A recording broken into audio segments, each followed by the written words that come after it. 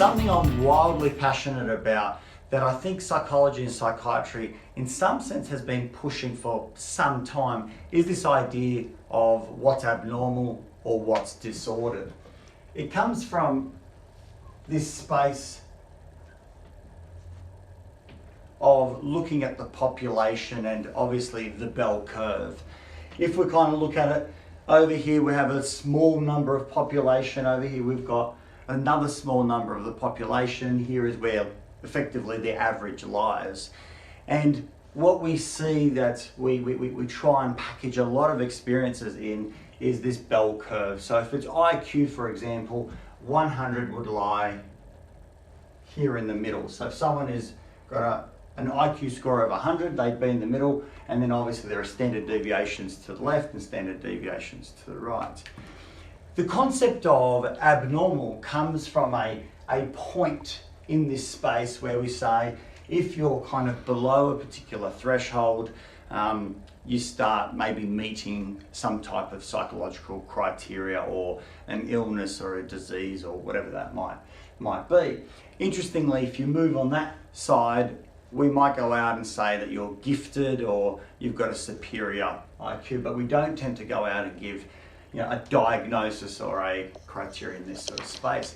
Now this lies across the whole human spectrum.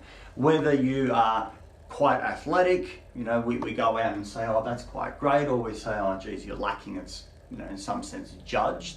But in particular, in the space of psychology, if you have a particular emotion or you feel particular amounts of emotion, for example, for this, the 5 personality traits, if we think about neuroticism, if you have lots and lots and lots of experience of discomfort, pain, you're quite sensitive to what feels uncomfortable, we might go and say, oh, you're in the too high end.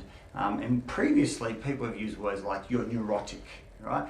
It's quite insulting, it kind of says that there's something wrong with the way that you're feeling and experiencing the world. I like to think about it very differently and not place a category, not place a diagnosis on anything in actual fact, whether it be depression, whether it be anxiety, post-traumatic stress. I think it's very normal to experience these things in context. So this is maybe the bell curve of being human. So all of this is human.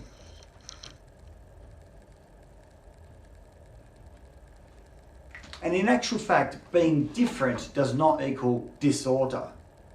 And that's, a surprisingly kind of crazy thing that so many of us get caught up in. And in actual fact, I think so does medicine and a whole lot of other things. Now, I'm not suggesting that we can't support someone who's going through a difficult human experience. Of course, we want to support them.